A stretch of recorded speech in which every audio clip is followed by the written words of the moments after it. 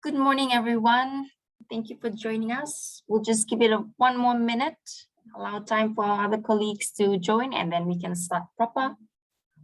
This meeting is being recorded for the information of everyone on call, and we would like to share that later.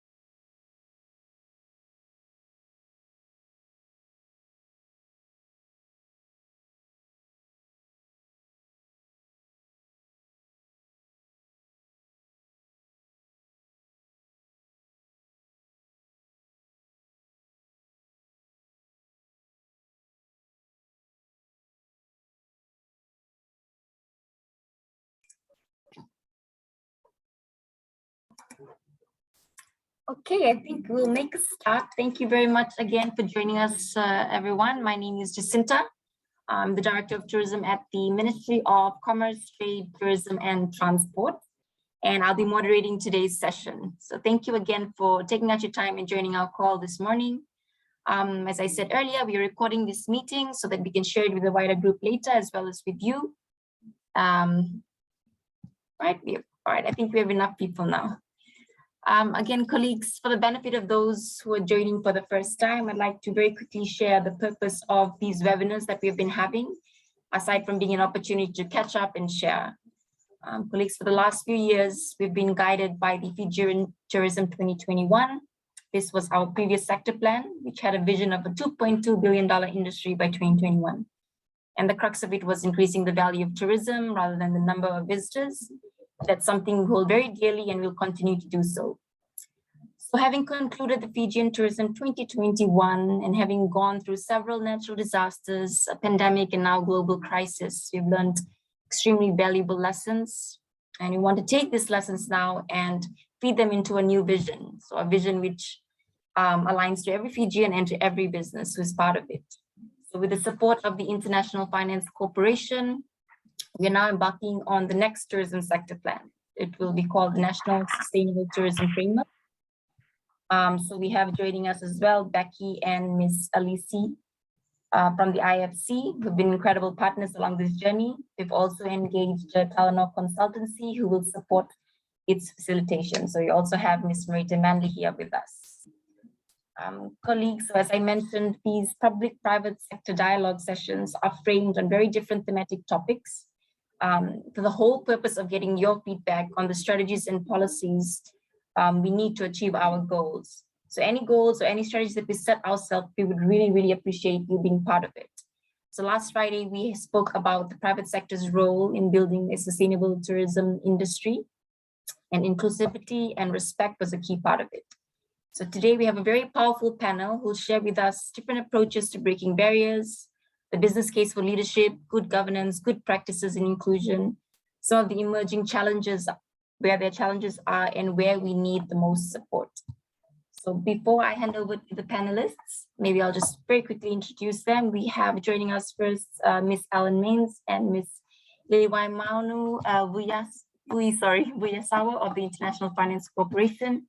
We have Ms. Madeline Darcy of the Pacific Private Sector Development Initiative. We have Ms. Anna Morris of Fiji Airways. We have Mr. Altaf Khan, Senior Manager Learning and Capacity Development from RAFE Hotels and Resorts. We also have Ms. Natasha Lockington and Ms. Lithia Mario of Fiji Hotel and Tourism Association. And finally, we will be joined by Ms. Sunishma Singh of the Tourism Fiji. So the panelists, on behalf of the ministry and everyone on the call, Vinaka Vakilevu for taking out your time to share with us your experiences in this space. We know that societal and cultural norms are real and they do hinder the economic empowerment of women and the inclusion of children. So there really can never be enough conversation in this space. So we're very, very glad to have you on call. Colleagues, at the end of the session, we will have a Q&A session, and I strongly, strongly encourage you to share your thoughts, any questions that you have for the panelists, so that we can take from that and feed into the sector plan, which again, we want you to be very much a part of. So to the panelists, I apologize in advance for stalking your LinkedIn accounts late last night. If you got a notification, that was just me trying to get all the background as much as possible so that we have a full appreciation of all the incredible work that you do. So ladies and gentlemen, speaking to us first will be the International Finance Corporation, their gender consultants. And I would like, maybe before I'll give a very short introduction of them, but I would love for them to introduce themselves as well. Ms. Maines and Ms. Vuyasawa of the International Finance Corporation. Now, Ms. Maines has over 20 years experience working across the private sector, NGOs in Asia Pacific and Europe. Prior to joining the IFC, I also understand she's a very, very passionate advocate of diversity, inclusion, and respectful workplaces. So thank you very much. You will probably learn a little bit more on some of the work she's done in other places such as Myanmar, and how to create respectful workplaces, and looking at the cost of bullying and harassment. So those are important topics to be had. And she's again joined by Ms. Vuyasawa, another very strong woman, lawyer and human rights advocate. Thank you so much for joining us. And colleagues, they will share with us the business case for inclusion in the Fijian tourism sector. So without further ado, I will now give the panel the screen. Thank you. Thank you so much for your kind introduction, Jacinta. That was really fantastic. It's great that MCTTT and others are hosting this event today, and we're really pleased that there is such a priority and an increased focus on the topic of gender inclusion. What I wanted to highlight today in our session is IFC is part of the World Bank Group, and we work with businesses and also other key stakeholders in Fiji and across the region to really help them take advantage of the business case for gender equality. And it's not just the right thing to do, but gender equality makes really good business sense. It helps companies achieve greater market share, strengthen their supply base, improve their access to talent, and really create a strong enabling environment. So in the context of tourism, some of the areas that we can consider when we think about gender equality is how to reach a wider and broader group of tourists coming into the country, and really make sure that services are tailored to the needs of women and other diverse groups. Thinking about how do we think about designing products and services that meet these needs, and also reach this wider talent pool so we can maximize innovation. We know when we have a more diverse workforce that better ideas and innovations arise. We also know from various studies done that having more women on boards and in the workforce has a really significant financial return. I'm not going to go into this too much because I know Madeline is going to be talking to this a little bit, but it's really important to highlight that there's really a strong financial case for businesses to consider inclusion in their operations. The other thing I've highlighted on this slide is just that women make 85% of global purchasing decisions. So when it comes to thinking about the ways in which we need to target these groups, it's really, really critical that we ensure that everything we design in terms of products and services in the tourism sector are catering to this really significant group. So what we wanted to really focus on today is really having a look at, well, how does the business case for gender equality reflect on businesses? So one of the things we've been doing in Fiji is working with businesses to help them strengthen policies and practices around employment of women in the organisation. So I know Jacinta in the opening mentioned that we've learned a lot of lessons over the last couple of years, and I really wanted to highlight what some of those lessons have been, because we know that employees who are feeling more included in their workplace will demonstrate better commitment, motivation, satisfaction. You know, there's some really significant benefits there. We also know that in workplaces that are more gender equal and where people are feeling included, there'll be better workplace performance. So this is really significant too. That means reduced absenteeism and staff turnover. That means higher productivity. It means improved employer relations. And as I mentioned before, just higher organisational performance overall. But to explain what I mean, I'm going to actually just share a couple of case studies just to give you a bit of a sense of what I mean when I say, you know, gender equality is good for business. And the first example I wanted to share was actually one from Fiji with Wormwold, the security company. We actually provided some support to Wormwold via our advisory and a program that we ran in Fiji called Rako Rako, which many of you, I can see some various Rako Rako members online actually are on this webinar today. What we found, obviously, in light of the COVID emergency and also in light of various tropical cyclones, that companies in Fiji obviously were very, very challenged, particularly in 2020.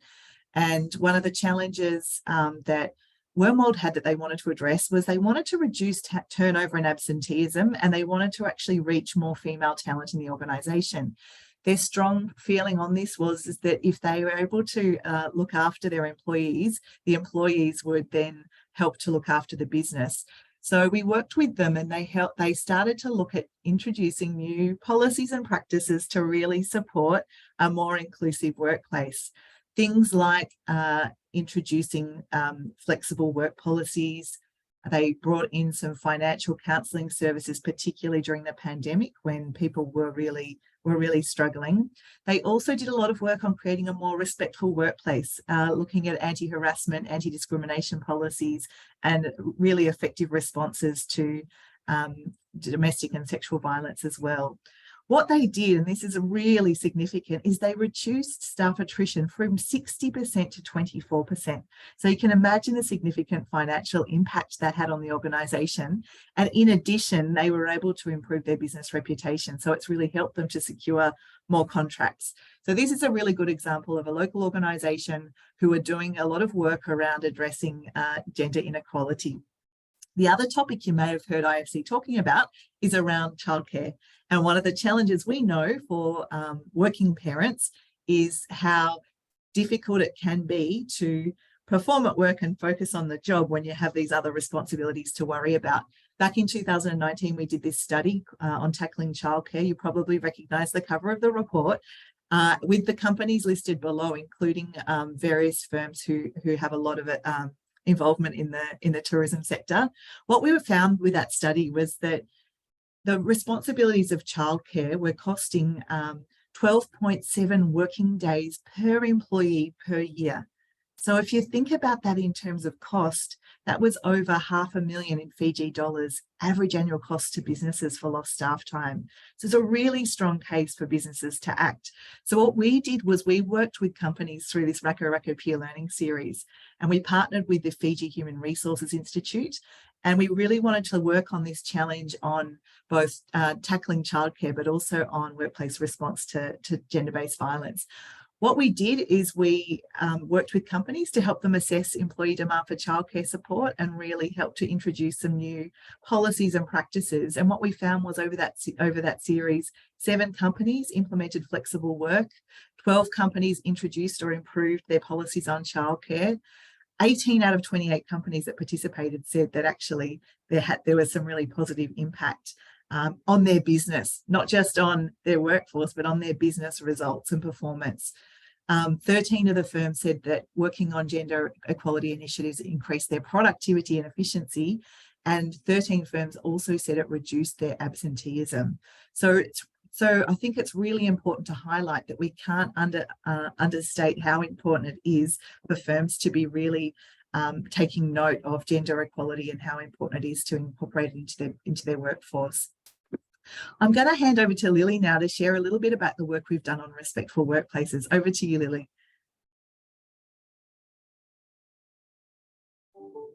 Thank you so much, Alan, for that. Bulavinaka, everyone. Just following on from what Alan has shared, I actually work as a consultant with the Gender Economic Inclusion Group. I consider myself still green, as I only joined earlier this year. However, it's been a wonderful journey so far, particularly with the work that I'm doing with building respectful workplaces. On the slide there, we discuss, provide a snapshot on the impact of violence and harassment on companies. And as you'll see, this is, this is taken from research that's been done by the World Bank Group in the private sector. So the existence of violence and harassment in and related to the workplace has, quite significant impacts on companies. And the slide summarizes the main impacts found in the research with companies globally. The impacts of violence and harassment can lead to very high litigation costs, compensation claims, and reputational damage. That can lead to, unexpected costs, loss of investor confidence, and other businesses.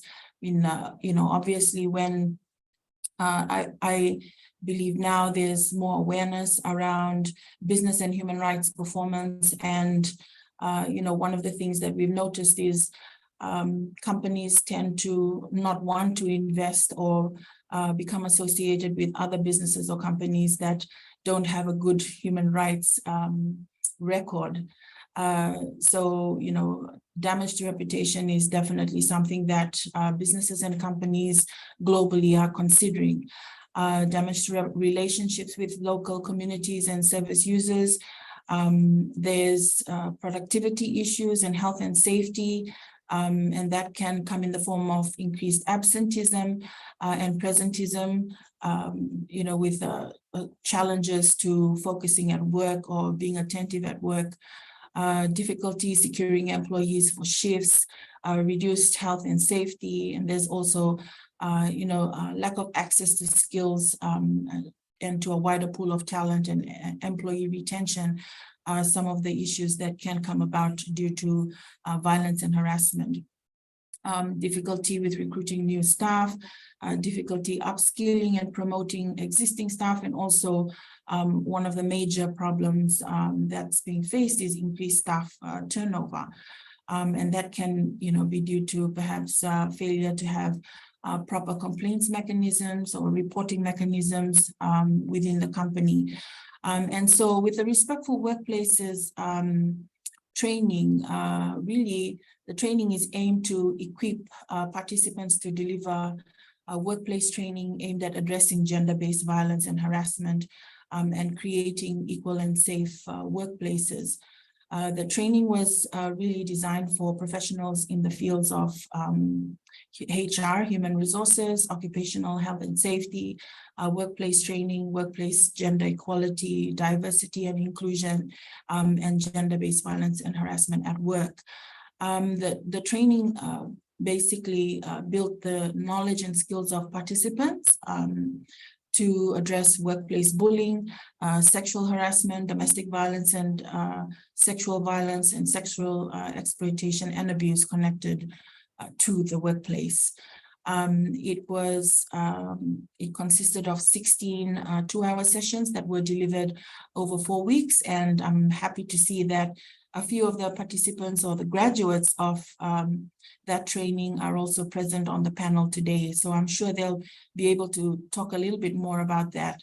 But one of the case studies or examples I wanted to share was in relation to the Fiji Hotel and Tourism Association. And I believe Litia and Glenn, who are also graduates of the Respectful Workplaces training, are here on the panel, including Altab from Rafe Hotels and Resorts. Both companies or both organizations have been doing fantastic work in this space. Litia Mario, I believe, from FHDA has been leading the way. And earlier this year in May, they had organized a 5-week training on child safe tourism and respectful workplaces. And that was very well attended by 16 HR representatives from 12 hotels and resorts located in different parts of Fiji.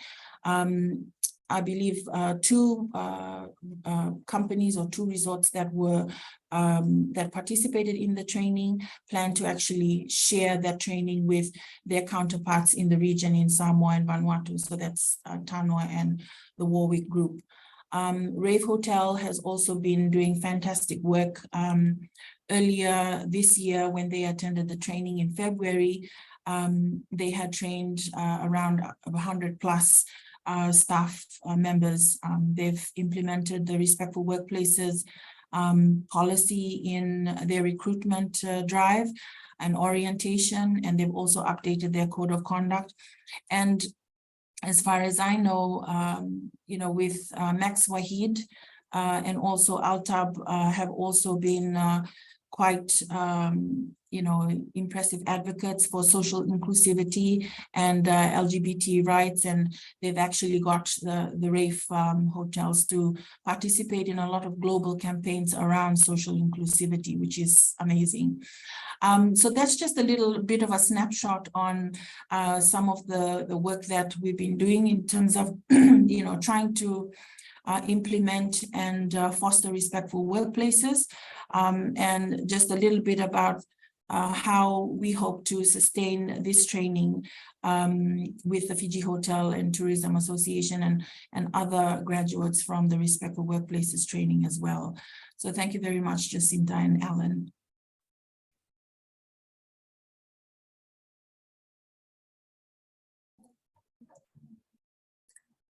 Thank you. Thank you very much, Team IFC, Vinakavakalevu, Ms. Mains, and Ms. Vuyasawa. That was very insightful.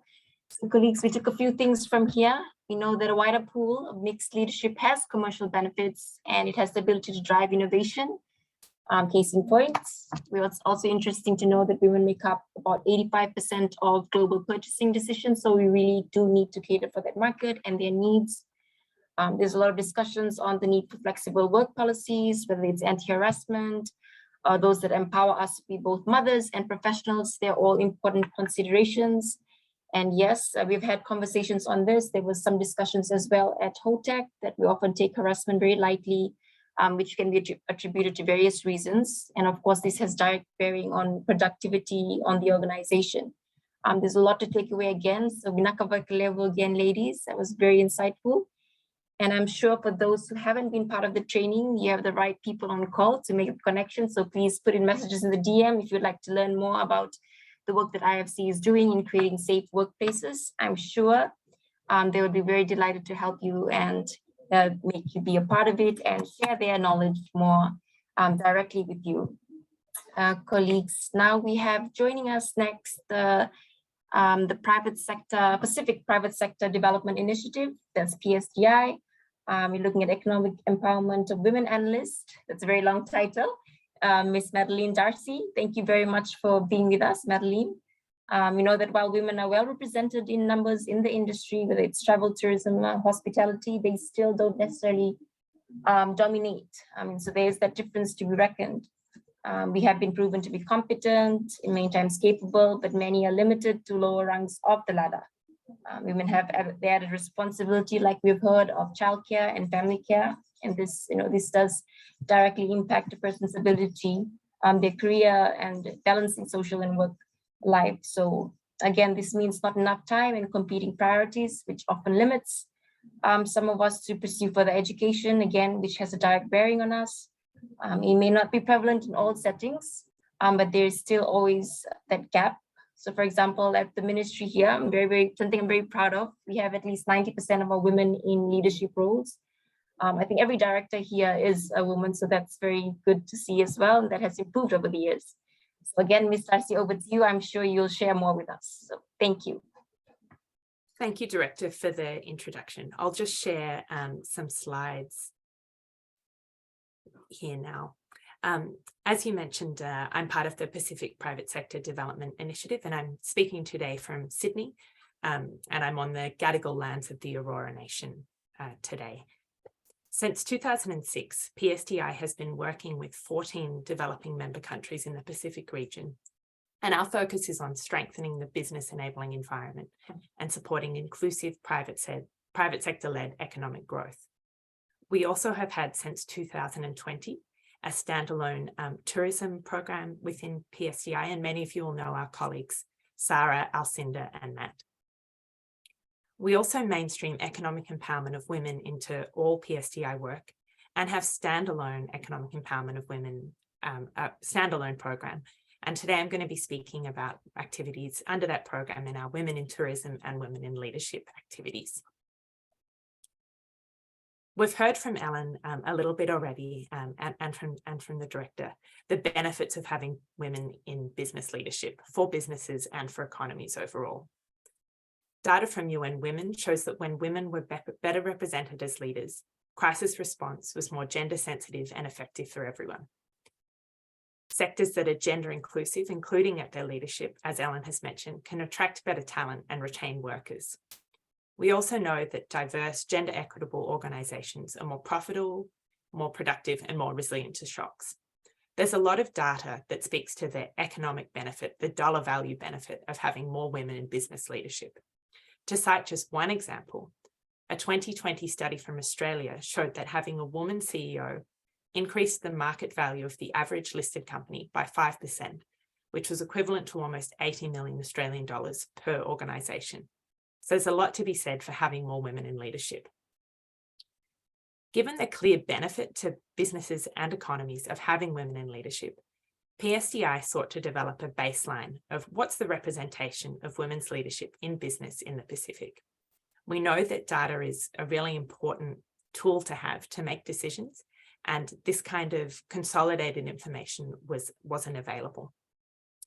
So our Leadership Matters study, which was published around this time last year, presents information about women's representation in senior management and on boards from the 14 Pacific Island countries that PSDI works in. The consolidated data draws on 274 different companies, and they include publicly listed companies, of course, only in Fiji and Papua New Guinea, industry associations, regional private sector organisations, other private entities, and state-owned enterprises. There are some acknowledged limitations to the study. For example, we're relying on public information, and it doesn't include family-owned or smaller businesses that don't have boards. And we know women play really important roles in many of these settings. The report also includes case studies on successful approaches to increasing women's representation in leadership. And there's three actually from Fiji, including a profile of Fantasha Lockington and the Fiji Hotel and Tourism Association, who I know we'll hear more from today. So turning to the regional results, you can see here from this chart, which shows the representation of women in yellow and men in orange at various levels, that men really do dominate in business leadership roles. However, there's also a positive story to tell here. Compared to the global average, women's representation in the Pacific compares really favourably. For board chairs, the Pacific average of 11% is double the global average. For directors, the Pacific average of 21% is higher than the global average, which is just 16.9%. And women's representation as CEOs in the Pacific is 3 times higher than the global average. Another interesting dimension to the findings is that women were represented in almost all countries at considerably higher rates in business leadership than in political leadership. Interestingly, the exception was Fiji. At the time of the study, women were 22% of members of parliament in Fiji, and I'll turn to the Fiji findings shortly, and you'll see that women were about 20% of directors at the time of the study. This chart shows the regional tourism findings. Across the region, the data shows that women were represented at even higher levels in tourism than elsewhere in the private sector. This is promising, but given that women represent so many of the tourism workforce and are the majority of the tourism workforce globally, there's still room for improvement. We also know that women are playing really important roles in the informal economy and in small businesses that aren't captured in the types of organisations that are represented in this data. So in yellow, we can see the non-government tourism entities, the businesses, the listed companies, as well as industry associations. And in orange, we've captured some information around government tourism entities. And it's interesting to see that women's rates of representation in tourism businesses were high and higher than elsewhere, but there's a bit of a gap between the most senior levels of government tourism entities at the time of this study. Turning now to the findings for Fiji, and this data is for all sectors. We can see that the data for Fiji was collected from 49 organisations with boards, and this included around 20 publicly listed companies and 19 state-owned enterprises, and smaller numbers of the other organisation types. As I mentioned earlier, 20% of the directors in the Fiji sample were women, so it's pretty close to the regional average. Deputy chairs and board chairs, Fiji's representation of women was just above the regional average, but women's representation in senior management roles in Fiji, so those are the yellow bars, was slightly below the regional average. There are also some very strong trends by organisation type in the Fiji data. Women represent just 12%, or at the time of the study, represented just 12% of directors of state-owned enterprises in Fiji, but were 25% of directors of publicly listed companies. There were also sectoral trends, with women represented at much higher rates in sectors such as finance and media and communications than utilities and agriculture, for example. The study included pretty limited data on tourism organisations in Fiji, but the indication from those two organisations was women's representation was a bit below the regional average. Other sources of data tell us that in the Fijian tourism industry, only about a quarter of professional and managerial positions are held by women, so there is room for improvement here. What this data doesn't tell us, and something that we'd be really interested to know, is how many individual men and women are represented on boards. So globally, there's a lot of documented research that shows that there are few women and men who are on multiple boards, and including a broad range of women and women's views is really important. So what are the key findings, and what can be done to increase women's representation in leadership? We see that women remain underrepresented in business leadership in the Pacific, but there are pockets of progress in some sectors and some organisation types. Including women at all levels and at the most senior leadership will build stronger, more resilient tourism workforces and sectors. Promisingly, we can see that businesses can make rapid progress in increasing women's leadership. And I'd like to share just two examples of some strategies that we've seen work. In Fiji, and many of you might be aware of this example, the South Pacific Stock Exchange, with support of PSDI, included some new listing rules in 2019.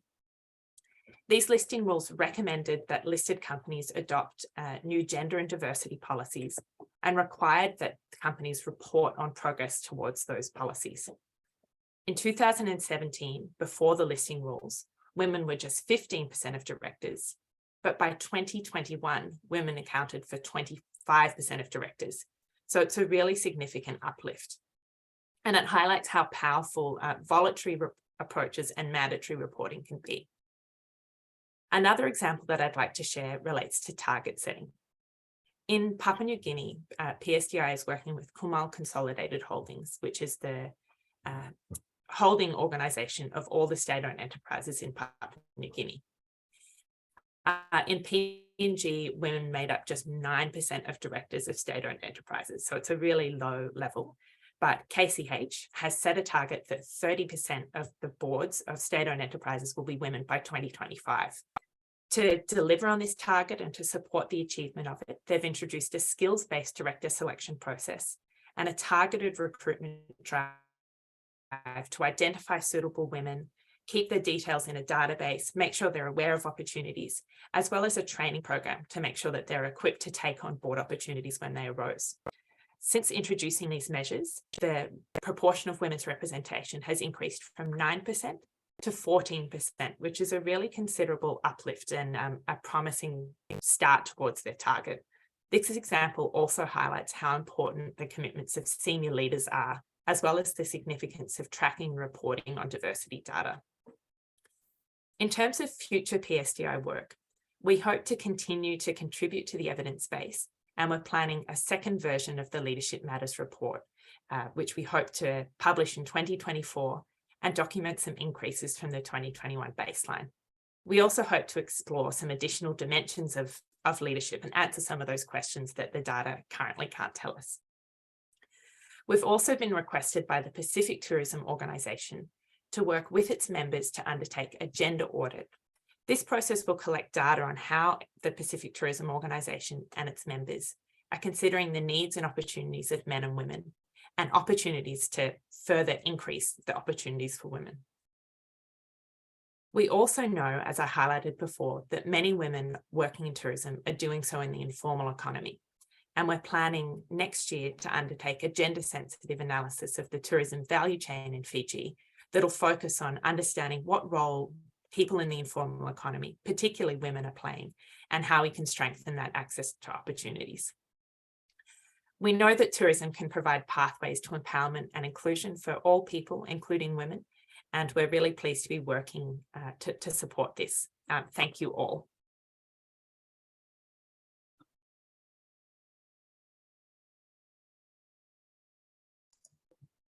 Thank you so much, Ms. Darcy. That was wonderful. Leadership does matter. So we also can agree we don't only need more women in tourism, but we need to provide the right environments so these women are able to progress and they have the right policies to do so. And thank you very much for sharing the regional perspective and the snapshot that you have provided. It gives us a better picture of women's leadership on boards and senior management in the Pacific. And it's very encouraging as well to hear that the Pacific averages compares favorably with global average. So that's, again, like you said, some good news as well. So again, in Fiji's case, we're doing well. We recognize that, but there are, again, certain positions that there's a lot more room for improvement. That's something to acknowledge and something to take away from. And it's also interesting to see the trends that are based on sectors and how they fare over the years. And again, incredible work with the Pacific Tourism Organization. We get to hear a lot about it at the meetings that we do attend. So again, we recognize that while we are underrepresented in the sector as women, it's good to see there are pockets of growth. So thank you very much, Ms. Darcy.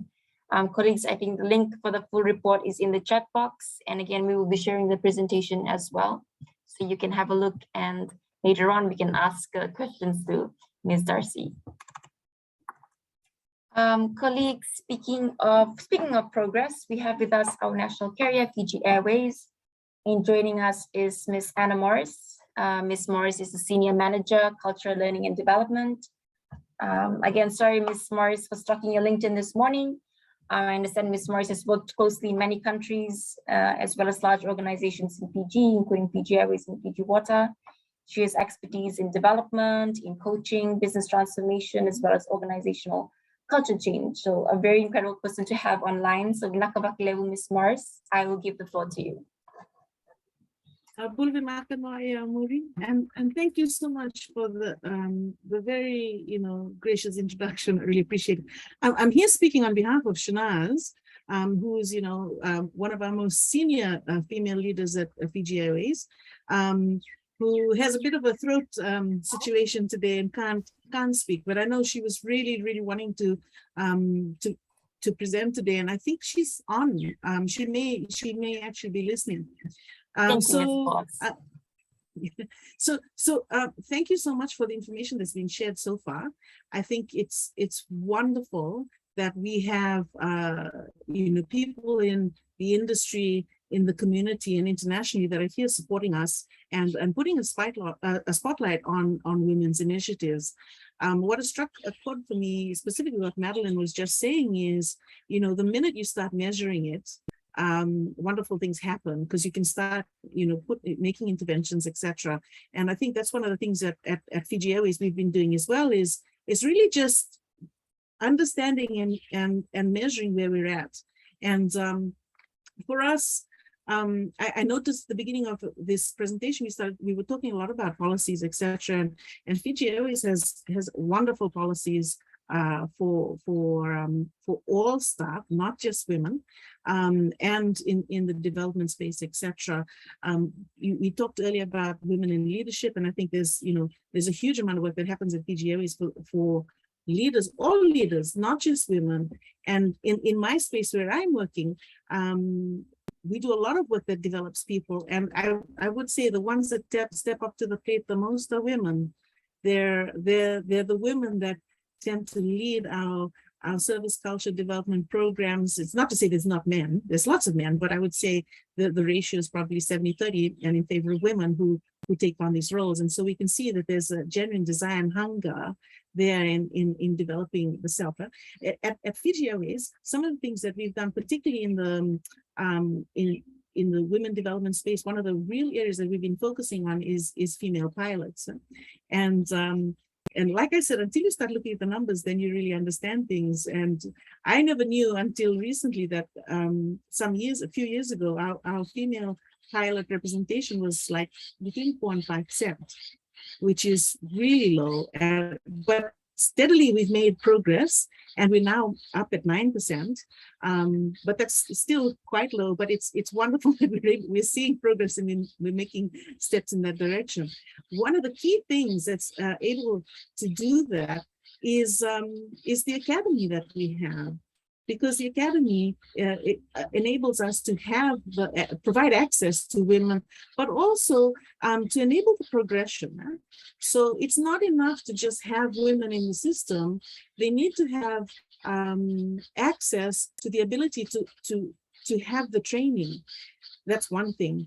The second thing is to have the mentorship. And by putting a spotlight on women's initiatives, we're seeing men really step up to the plate to mentor and enable women so that they can make this adjustment and step into more senior roles, particularly in the pilots space. So, most notably is Saini Cornish, who is our first female wide-body captain in Fiji Airways. And it's such a wonderful achievement. And I know for Saini, because I know Saini personally, one of the things that, really enabled her and makes her, just so privileged and proud to be part of Fiji Airways is the academy, which enabled her to do that. Because if not for the academy, we have to send our pilots overseas for weeks on end. And as a young mother, that is a difficult choice to make when your children, you'll be away from them for weeks at a time. So, the investment in the academy has been not just a great place to ensure that we have a steady pipeline of pilots for the industry and for Fiji Airways, but it's a wonderful place for us to know that we're going to be able to breed and develop more female pilots. It's just a wonderful, and senior pilots as well, which is a wonderful proposition for us to have. Separately, I know the IFC has been very active in Fiji, and one of the things that Fiji Airways loves to do as well is participate with people who know what they're doing. Those who've been there, done it, they have a good framework. And if you look at the strategy across Fiji Airways, leadership and how we do things, we partner with people who do that. And we're so privileged to be able to partner with the IFC because they're going to work with us to really to assess and understand a lot more about employer-supported childcare, how we can bring that to fruition at Fiji Airways, what the actual need is, and how we can strategically target make the biggest impact first before other items. And in that regard, I understand that we've signed an agreement with the IFC to come in and work with us, and that will be our focus next year. We are an airline that is, I'm not sure what the numbers are right now, but about 1,400 strong. And in the country, at least 1,300 to 150 of them are here. And if we can find a way to make the working life of our people so much easier because of the support for childcare, that would be an incredible step forward.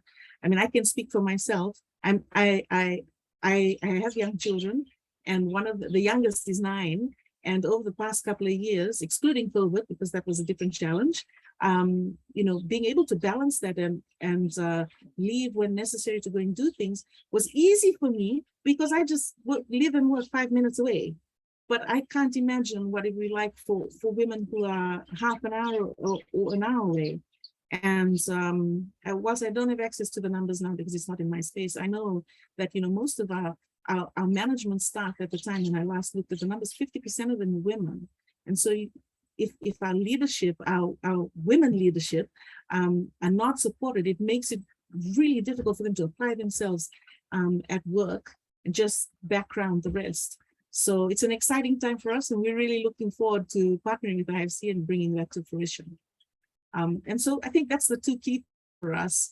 I don't want to say too much more about the development programs for women otherwise, because we don't look at it like that. We look at it as all our leadership, we develop them. And like I said, you know, if you're hungry for it, you want it, you're going to step up to it. And we notice that more women are doing that. So the opportunity is there. That's it. That's all I really have to say on that one. Thank you very much, Ms. Morris. Real talk, that's good. So women really can't do anything. Again, so another lesson we take from here is, again, remembering that we're talking about equality, inclusivity in all fronts. So that's another important consideration to have. Very interesting to hear about understanding and measuring where we are at. That always puts things into perspective, like we've heard for the earlier presentation. When we see numbers, that tells us a bigger picture. And it's always very important. The key takeaway to have is sometimes progress is slow, but it's still progress, and we should always continue to acknowledge that. And again, as Ms. Morris has said, it's not enough to have women in the system, but to give them access to continued guidance, to continue training, to provide mentorship. That's important, on all fronts. We were just watching the MD and CEO for PG Airways, Andre Fillon, do an interview with the captains. And that was incredible. We watched it, really wanted to play it as well, but we're running across time, but we put them in the chat links as well. I know these videos were shared in the media as well. And I have a very eager 5-year-old niece who is determined to be a pilot. Again, that's the power of breaking barriers. You inspire the next generation. I was just going to add to that, Jacinta. The only thing that I didn't say is the aspirational, inspirational part of having women in leadership. Absolutely. Because it gives others the permission to step up, to step out, and to do something different and move into, a place of uncomfortability. So thank you. Thank you. And again, Ms. Voss has joined us as well. She herself is a role model to reckon with for a lot of women and girls, especially being in the aviation, sort of travel and aviation industry. And again, that's why I suppose women pilots are somewhat of an aspiration. They have been for years, and it's good to see more women take on that role. So thank you very much, Ms. Morris. It was very nice having you on call. And I hope you can stay with us for the latter part of this morning. Very quickly, we'll now jump over to RAF Properties, that's RAF Resorts and Hotels. We have joining us Mr. Altab Khan. He is the Senior Manager, Learning and Capability. And he's going to speak a little bit more on creating respectful workplaces. And we heard a little bit earlier about the work that RAF is doing. And over to you, Mr. Khan. And I would really like to hear your perspective. Again, you're an industry expert as well. And we know that you've done a lot of work in creating safer, more respectful workplaces. And again, so over to you, Mr. Khan.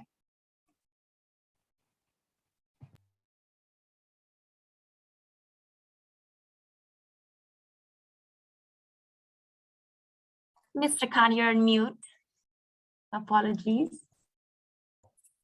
All right, here we are again. Good morning, everybody. Thank you to all the presenters for all the resourceful information that has been shared this morning. It is really inspiring to hear as you all do that. And today I'm presenting on behalf of our Group Director, People, Culture and Learning, Max Wahid. He's got a board meeting to attend to, so I'm representing on his behalf. And also a hello to a lot of our virtual listeners today. A lot of them look very familiar. So once again, welcome everyone.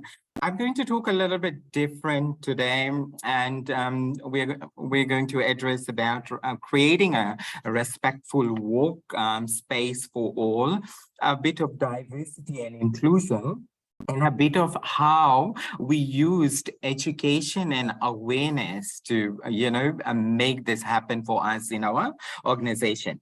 So, the first thing that I feel that in creating a respectful workplace is to define it. And that's very powerful, as I say, to define it. What do we want as our organization?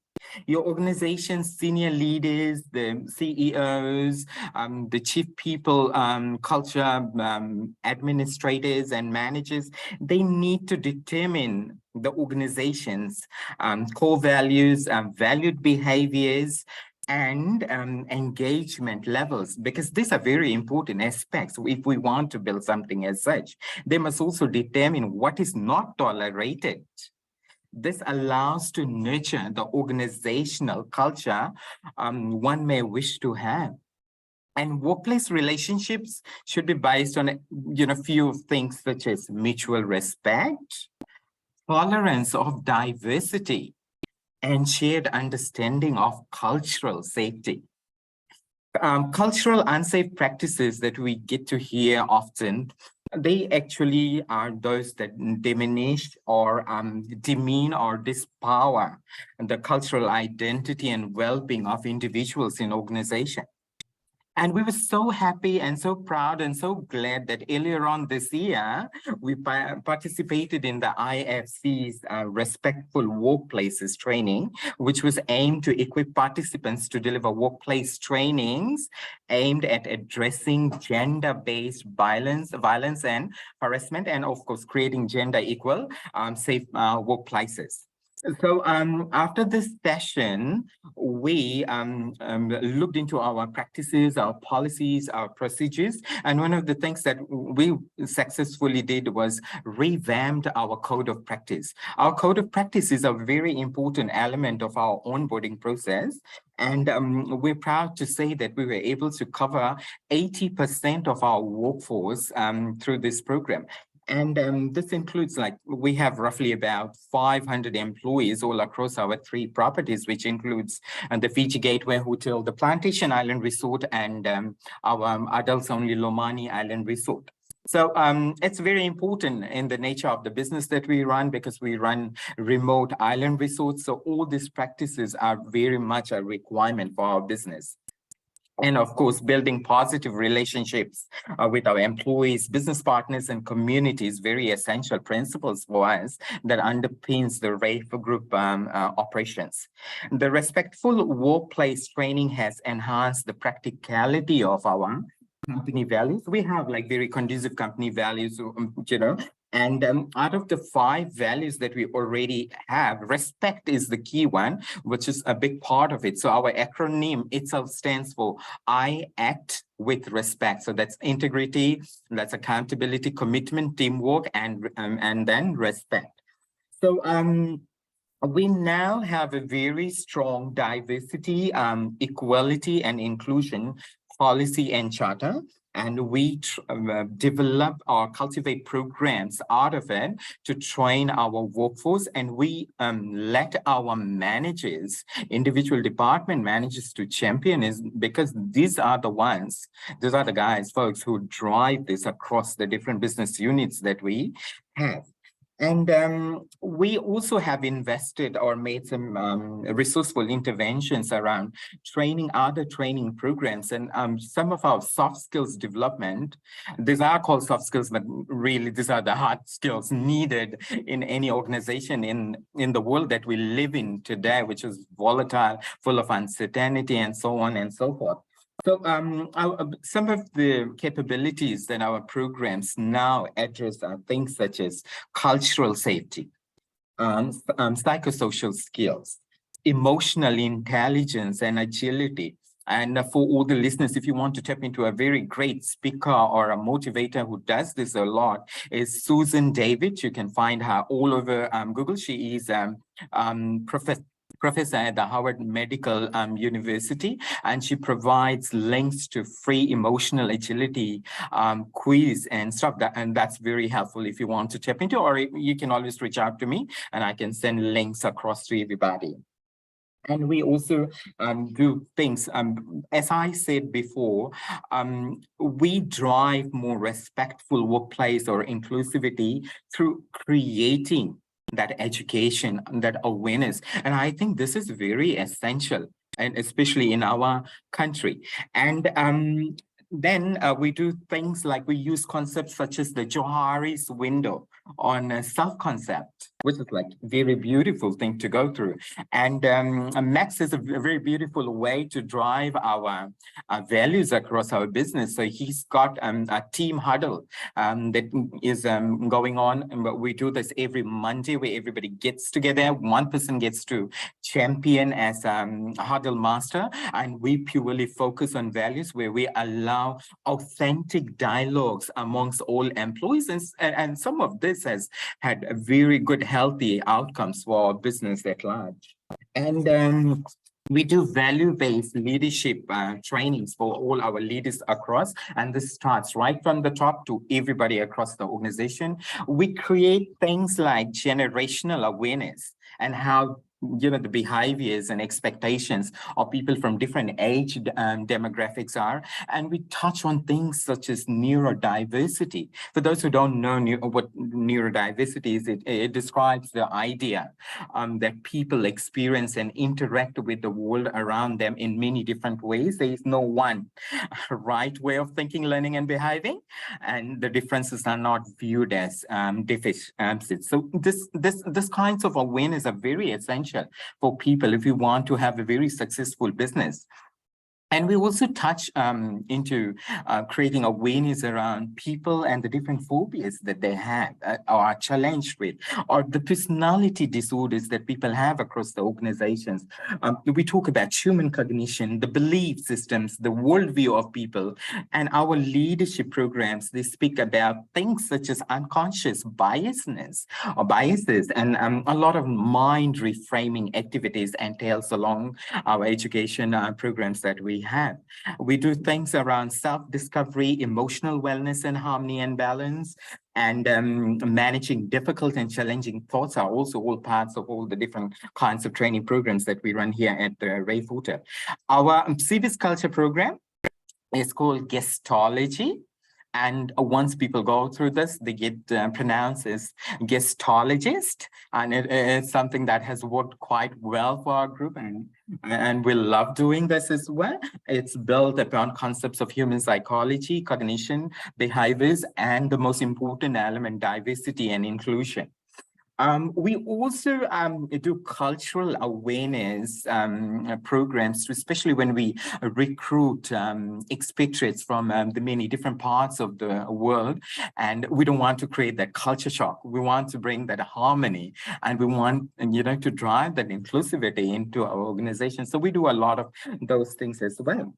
And what we are now scoping for, or some of the things that we are planning for 2023, is working closely with universities in cultivating mindsets around inclusion and diversity, and partnering up with, we do partner up, we've done for you, partnering up with Reserve Bank of Fiji to deliver programs such as Money-Minded or financial literacy and stuff like those. And also connecting further with IFC. I'm pretty sure Lily must be excited to look for ways that we can collaborate with Tourism Fiji to drive initiatives around diversity and inclusion. For example, celebrating the Pride Month, or creating more awareness around it so we can drive this across our beautiful Isles of Fiji.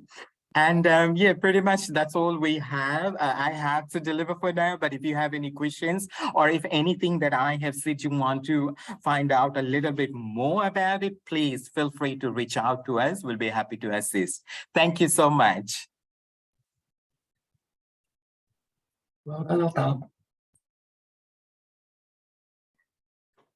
Thank you very, very much, Mr. Khan. That was very refreshing. Oh, and thank you very much. We have Mr. Wahid on call as well. Thank you, Mr. Wahid, for sending Altab as well and for joining us. So again, we'll just do a quick catch up on what Mr. Khan has just spoken about to us. Again, very inspirational, defining organizational culture. We all need it. Everyone needs organizational culture so we can work towards. And that's how we create ourselves values and share them across the board. And we can see that RAF is doing a lot of work in this space, and most of the initiatives and programs are value-based, and that's a very good approach to take. We can also see that the IFC support is quite prevalent in this space. So Vinaka Vakilevu, as well as our colleagues from IFC on behalf of the Fijian tourism sector, we appreciate your support on initiatives as such. Mr. Khan and Mr. Wahid, again, congrats for getting a majority of your team onboarded on your revamped code of practice. I act with respect, as your values say. That's incredible, and we hope that we can hear more on it. Another very interesting thing was, again, applying emotional intelligence as a skill into the workplace. I mean, becoming more self and socially aware, and then having the ability to recognize others' emotions as well as your own, and to be able to control them, are very important skills to have had. Again, this goes a long way in managing relationships in terms of diverse demographics. And like Mr. Khan said, that we look at diversity at different sites, for example, generational gap, that's something to consider in across all sectors and organizations. And there's always, again, a way to address that as well. Mr. Khan spoke about guestology. That's a new word for me. In the beginning, I thought you spoke about gastronomy. So I was like, okay, we'll see how that pans out. And we hope we can get you another session so you can speak a little bit more on that. And I guess the biggest takeaway from this morning was soft skills are really the hard skills. That's the biggest takeaway. So we'll talk a little bit more on that later. Thank you again, Vinaka Vakilevu, Mr. Wahid and Mr. Khan. Colleagues, now we have joining us is the CEO of Fiji Hotel and Tourism Association, Ms. Fantasha Lockington. She's a force of her own in the industry and needs no introduction. She's joined by Ms. Litia Mario, who's been a very strong conduit between the ministry, the industry, as well as the Hotel Tourism Association. Colleagues, they'll talk a little bit more on creating respectful workplaces, which again includes childcare provisions. FITA has been very active as an organization in this space, and they've recently been very active in undertaking trainings, giving us tools that recognize and respond to such practices, ill practices rather, in the workplaces. So we would really love to hear more from you, CEO, and Ms. Mario. I will hand over to you. Thank you, Jacinta. Bulavinaka, everyone. As always, we at Fiji Hotel and Tourism Association are more than just happy to be talking and taking part in forums like these, because these are very powerful mechanisms for sharing our experiences on not just specific topics, but making sure that we are reaching out to a wider audience. But more importantly, I believe it reinforces some of the work that we at FHTA recognize that needs amplifying in the tourism industry. And as a key influencer in this very important industry, we understand the importance of looking after people in our businesses and the communities in which we are based. So as an association, we recognize the value of having good policies in place that govern recruitment, employment conditions, OHS, and even dispute resolution. We provide a lot of recommendations and advice to members on all of these areas. We also have a code of ethics in place that includes the fair treatment of workers and customers, as well as respecting the local culture and social traditions, amongst other criteria that we hold our members accountable to. But more importantly, we recognize that while there is a widely accepted positive aspect for tourism, there is also the lesser known or discussed darker side of tourism. And as Fiji catches up with the rest of the world through tourism exposure, so too must we be cognizant of the negative parts of tourism that we should prepare and mitigate for. So part of the services that we offer at FHTA is to support our members through training and awareness. In 2020, we were given the opportunity to have a staff member trained to deliver training on respectful workplaces. And this was initially packaged as the workplace response to sexual and domestic violence, but it naturally morphed into respectful workplaces to encompass the workplace issues of bullying and harassment. Now, sexual harassment for Fiji is new in the sense that it is only just being called out for what it is because of cultural issues that it can often hide behind or be provided excuses for. Plus, as a Pacific Island country, we are predominantly patriarchal, and this has its own challenges for what Pacific Island cultures deem acceptable and where these determine that women's voices can be heard. But due to COVID, this training was delayed and only got concluded in 2021. Over that same period of time, we've had the opportunity to feed into the work on child-safe tourism policies and practices. And we decided to include this policy training with our respectful workplace policy development training, as we saw an overlap in how each of these policies are implemented and managed in business. On the subject of women in leadership roles in Fiji or even the Pacific, my input through my experience can probably be summed up in 3 main points. Number one, generally women can and do step up to the roles required once they are mentally committed. And this is a whole discussion to do with training, recognition, and family support we won't go into. Number two, Pacific Island countries would improve the numbers of women in leadership roles if there was a wider implementation of policies at a national level that required boards, companies, public sector, and government to have specific numbers as part of quota requirements. And number three, potential women leaders need women mentors already in leadership roles to support their mental and corporate progression. This means giving our time consistently to really guide and assist her to look beyond what is in front of her. You can Google, YouTube, or Facebook leadership support training until kingdom come, and it would not address the Pacific Island context that is so critical to increasing women in their leadership roles. So without these 3 areas progressed further, we will remain in the current smaller numbers noted in the data shown earlier, because as far as I can see, with our smaller populations in the Pacific, it is not quite comparing apples to apples to say we have high numbers of women in leadership roles compared to global data. At this point, I'm going to hand over to my executive officer, Litia Mario, who delivered the training. And Litia will provide a little bit more information on how we did what it is that we did and where we made the changes. Thank you. Thank you very much, CEO. Ms. Mario. Thanks, Jacinta. Thanks, boss. I think Lily touched on our training a little bit in her presentation. We did deliver a 5-week training session, and this is mixed mode.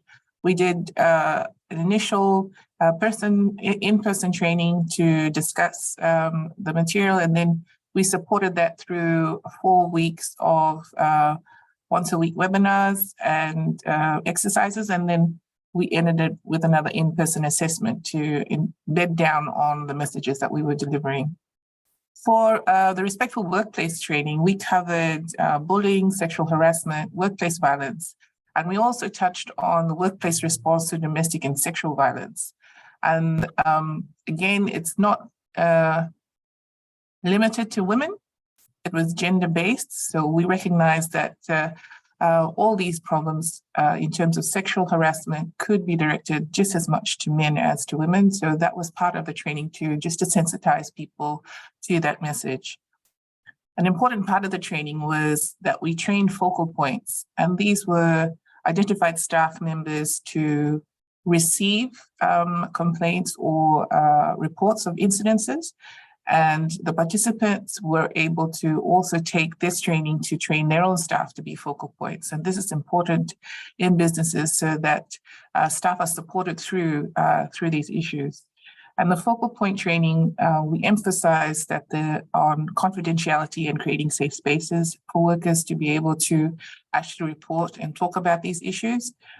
And also to have a strong policy in place so that when they work through the options for responding to these situations, it's based on their policies. So our training was in a big way to support them developing this policy so it works for where they are and being able to implement that and train the staff and raise awareness amongst their staff. Like Fantasha said, we combined this with our child safe tourism policy training. And that worked out well because for our child safe tourism policy, we also wanted to touch on having focal points to, again, be the people on staff that people can report incidences to. And so for the child safe training, we touched on the different forms of child abuse and how to recognize it, recognizing incidences of child endangerment that could arise in the tourism settings, and also empowering the staff to take this message out to the communities that they lived in and worked in, so that the communities and themselves were able to recognize the situations and avoid them, and where they couldn't avoid them, how to respond to them and report them as well. Part of that too was instituting a code of conduct for staff around child safety, the do's and don'ts, and also just being able to raise awareness on a consistent basis around staff, and to really incorporate both messages into orientation training or onboarding training for staff. So again, we want to thank IFC for giving us that wealth of information on respectful workplaces, for the Australian Volunteers International for their work on the child safe policy training. We took all of that and we've run with it, and we will continue to run with it. We were hoping to continue to have this training as an annual training event that we have on our training calendar, and to continue to run it so that all our members will be able to incorporate these policies and have it as a default setting in their workplace practices. Thank you, Jacinta. Thank you very, very much, Ms. Mario. So again, lots spoken earlier. Ms. Lockington, Ms. Mario, as an organization, FITA has been a driving power and one of our closest allies of the ministries.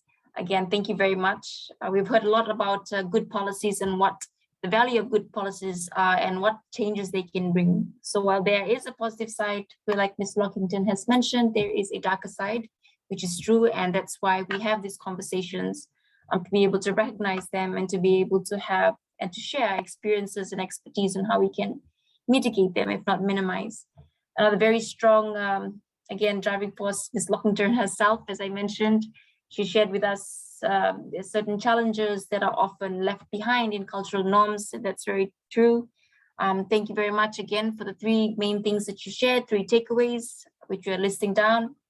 Women can step up from being mentally prepared, so they can take on leadership role, but it also takes a bit of mental preparation, having, being in the state of taking on the leadership role, and that's very true. A wider implementation of policies needed at a national level, again, going back to the presentation done by PS3I and our colleagues, and showing the regional cross-section, and then again, applying the national approach. This is something we will definitely note for the sector plan as well. So again, whether it's in tourism or anywhere else, that's an important factor to consider, to have it at a national level, quotas. And if I can just add that, Jacinta, that you are one of the classic examples of my pushing to say you can do that work. And I've been trying to convince you that you can do that directorship for, I think, 3 years now. So glad that you're there now. Thank you. Thank you, Fantasha. So again, like Ms. Lockington has said, women mentors. Again, I defer to Ms. Lockington herself, who's been somewhat of a mentor for me for over the years I've known her. Again, so Ms. Maria spoke a little bit on the trainings they've been doing in creating safe workspaces, how we receive complaints, are there redress measures, and how they are communicated. Again, all important factors to consider in any policies that we make.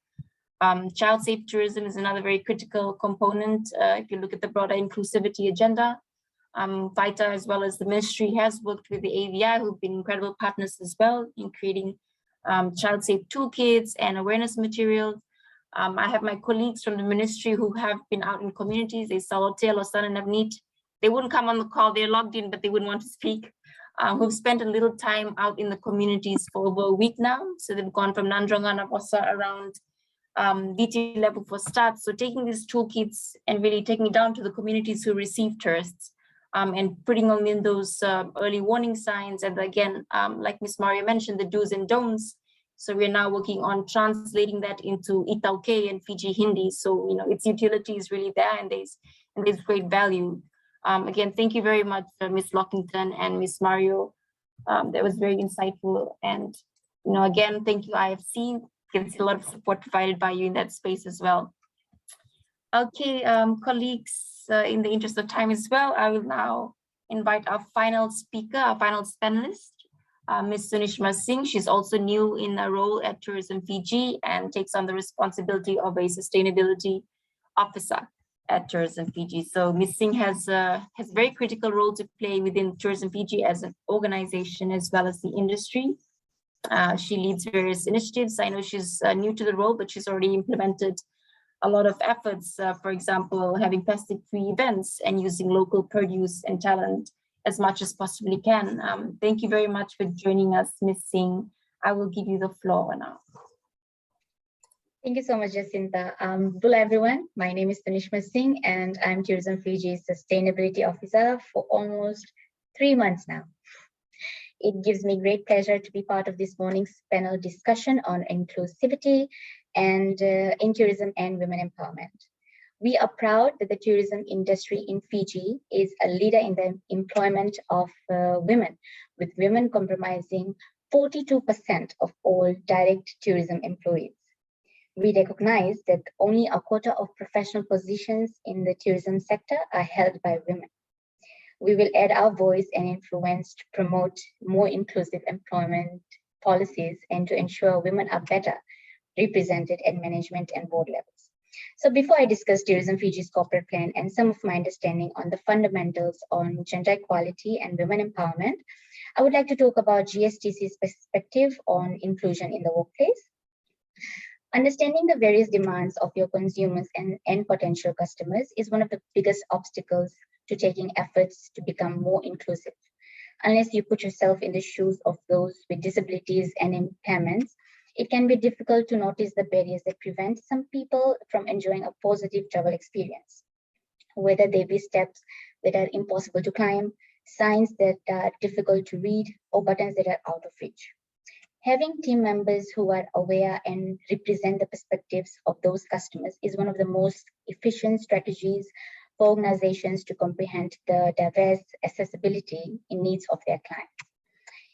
Interestingly, our Honorable Minister Fayaz Koya stated, and I quote, "As we pave our way to economic recovery, we are presented with opportunities that ensure a more sustainable, resilient, and inclusive Fijian tourism industry." Unquote. Tourism Fiji's corporate plan discusses and supports further development of existing products and the creation of new products across locations to ensure that there are high quality, meaningful experiences available to visitors. In doing so, we commit to recognizing and promoting women-led tourism businesses to support the growth of as visitors returns. We will promote certified Fijian-made products and quality proponents of traditional and contemporary arts and culture, as well as support opportunities to market directly to visitors. We will support government partners to assist small and medium businesses to get products market ready and connect them to the global tourism trade. We also recognize that for communities and individual entrepreneurs seeking to engage in tourism, and particularly for women, there are limited opportunities to understand the changing expectations and interests of visitors. So Tourism Fiji will strengthen its role in building, supporting experience development awarenesses, and at the same time distributing market intelligence on traveler trends to new and emerging operators, including women-led businesses. So to support this work, Tourism Fiji was quick to employ a sustainability officer to audit and highlight sustainability measures, including agri-tourism, and ensure our team undertakes training to better understand sustainable tourism and our role within it. So Tourism Fiji commits to taking a facilitation role to assist the industry with tools and trade introductions to further the use of local produce, products, and talent with a particular focus on women. We also recognize that many women who earn a livelihood through tourism, such as craft sellers and those providing childcare, are part of informal economy. It is very important that we work with partners to understand to build the understanding of the role that women, particularly those in the informal economy, they play their Fijian tourism, they play the part they play in the Fijian tourism industry, and use the evidence to inform strategic planning and advocacy and identify opportunities to address the challenges they face at the same time. So here's, I think, how our industry can implement some of the practices for gender equality and women empowerment. Organize top level businesses support for gender equality, respect and support human rights and non-discrimination at work for women and men, encouraging women's education, training, and professional development, implement enterprise development, supply chain marketing practices that empower women, equality that can be promoted through economy initiatives and advocacy, and the last one is measuring and disclosing gender equality progress. That's pretty much I had to discuss. Thank you so much.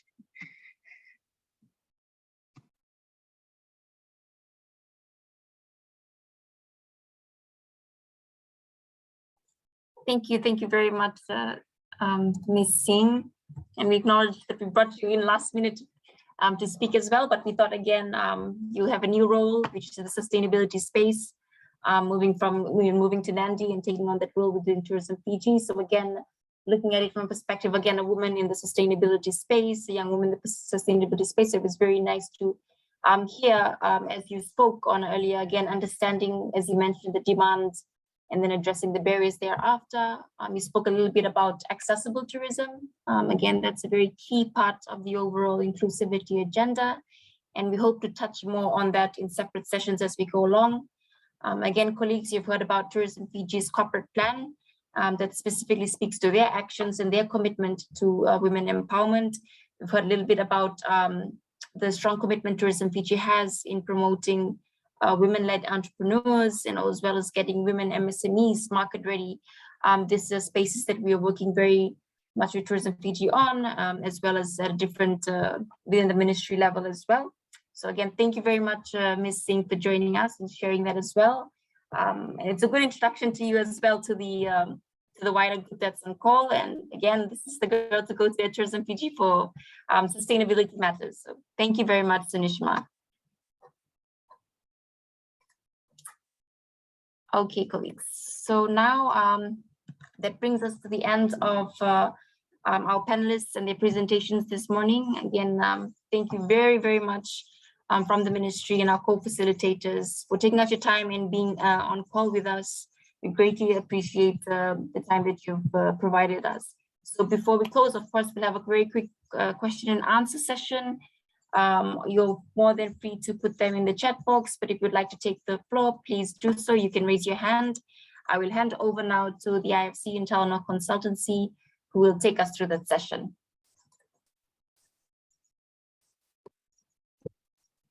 Bula vinaka, everyone.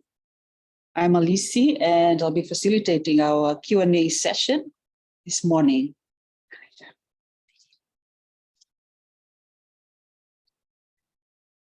So thank you very much to our panel. Thank you very much to the IFC team, Ellen and Lily, Madeline from the PSDI, Anna Morris from Fiji Airways, Mr. Altab Khan from Rave Resorts and Hotel, Fantasha Lockington and Litia Mario from the Fiji Hotel Tourism Association, and Sunishma from Tourism Fiji. So just to get us started, we welcome the audience. You know, this is an informal session. So we'd encourage you just to raise your hands if you have any questions, or put it in the chat box if you're not comfortable with speaking. We have only a few more minutes. We're supposed to finish at 12 p.m. So I'll probably direct us to the first question from Fantasha. And Fantasha's question to the panelists and also to the audiences: does anyone see a gap in what is available and being trained that we can or should be adding to? So is anyone from the audience?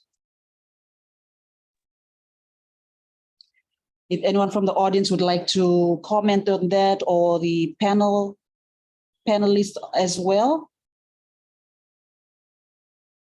love to hear more from you. Alicia, it's Ellen Mains here. One of the topics that we would perhaps like to discuss in a future session would be around disability inclusion, because the intersection of gender and disability inclusion is something that is a real important area. And we also know that this is important for MCTTT. It's been through the work your team have done, and some questions have been added to the tourism survey. I think there's a lot that can be done in this area for us to consider inclusion more broadly. So yeah, really looking forward to continuing that conversation when we can. Naka Ellen, could I probably just go around the panelist deadline? Would you like to say something to that from PSTI? One opportunity that maybe I could share in terms of something that might be useful to include in training is something that we've supported being included in the Papua New Guinea Institute of Directors' new curriculum, and that's some modules on inclusive decision making. So I think it's important that when women are taking up leadership roles, that their voices are heard, you know, when women are in the room, and that's something that we see as an opportunity to have modules to support men and women in leadership, think about ways to make sure that the voices of everyone who are present are heard and taken into account. And I think, as Alan said as well, that includes the experiences of people with disability and many other factors that sort of make sure that those in leadership represent the community. Naka Medline. Would any of the industry like to comment on that? Rafe, from the Rafe group? Just that it's a good point. Very good point.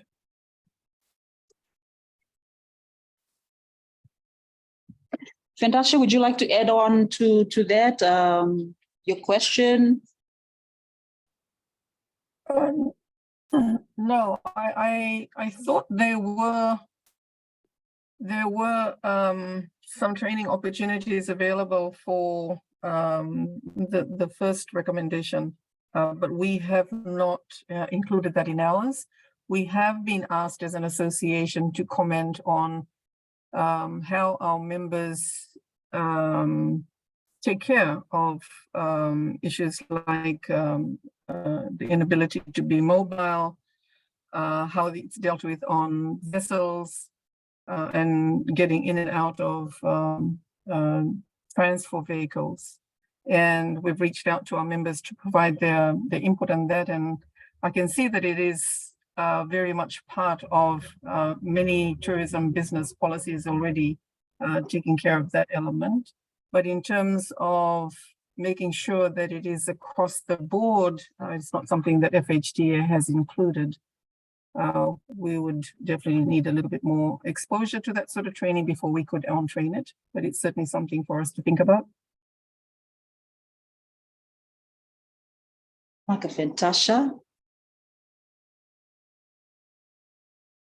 Anna from Fiji Airways, would you like to comment on that? I think the comment that I would make, and it's something that is just my general observation, is we do a lot of training. Most organizations do, but that's based on the premise that you get into the organization in the first place. Huh? And I wonder if there's an opportunity to relook entry requirements instead, and base it more on competency and capability rather than a degree or some form of certification. Because if we could find better pathways to enter, then we could develop other trainings that could get those, you know, women especially, but many people into the right position, and then they have a longer pathway within the organization.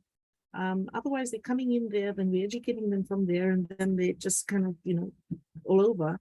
But you could really take somebody on a journey of development for themselves if we could find a way to get those who haven't necessarily had the traditional mainstream education to get into an organization. So that's my thoughts.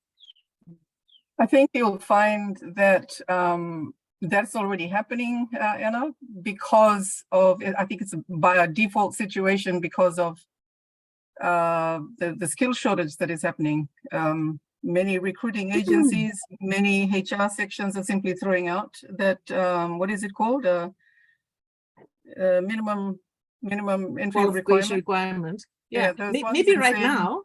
Yeah, maybe now. Right now, but yeah, it's forcing people to review based on your pool of skilled people have shrunk considerably since COVID. And it's forcing HR areas to have a look at what is the availability and not, I have a certain skill set that I'm looking for. And instead doing, you know what, I can train for that. He's got the right attitude and he's a person I need, and I'm just going to go with it. So that's kind of happening by default, I think, because of the skill shortage.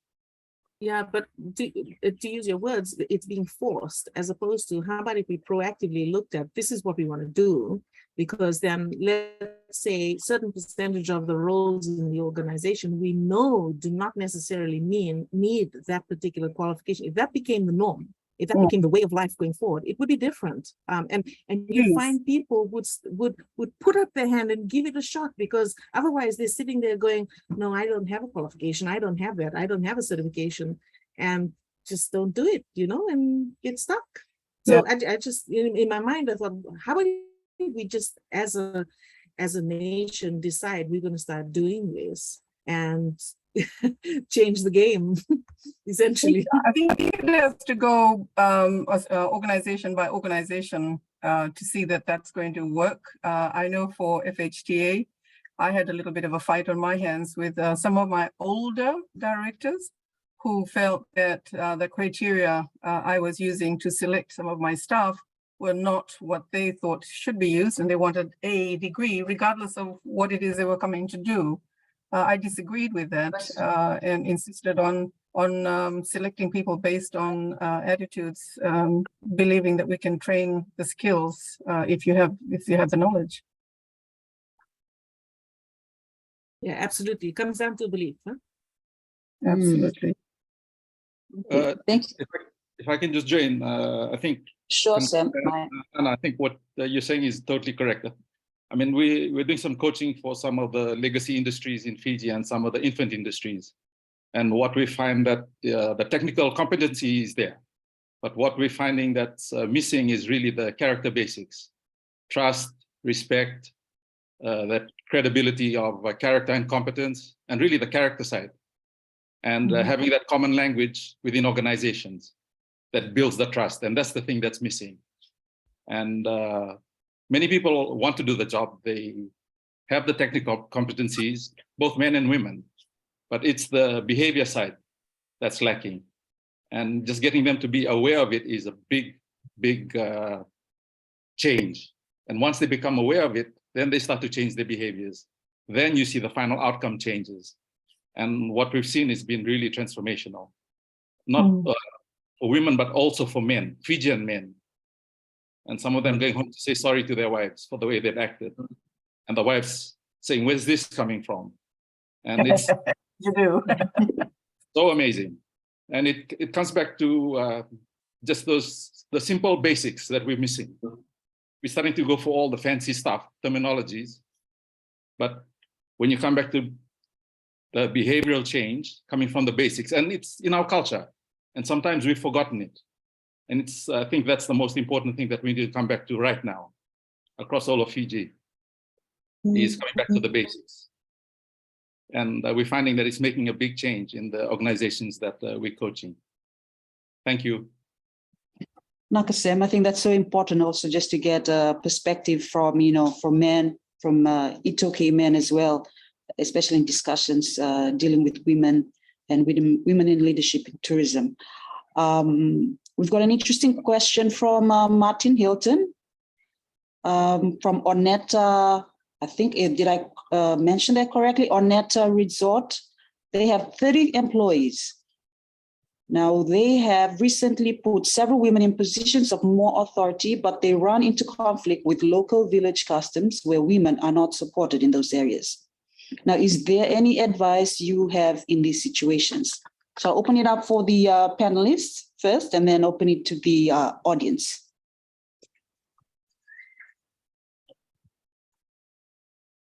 Natasha, would you like to start?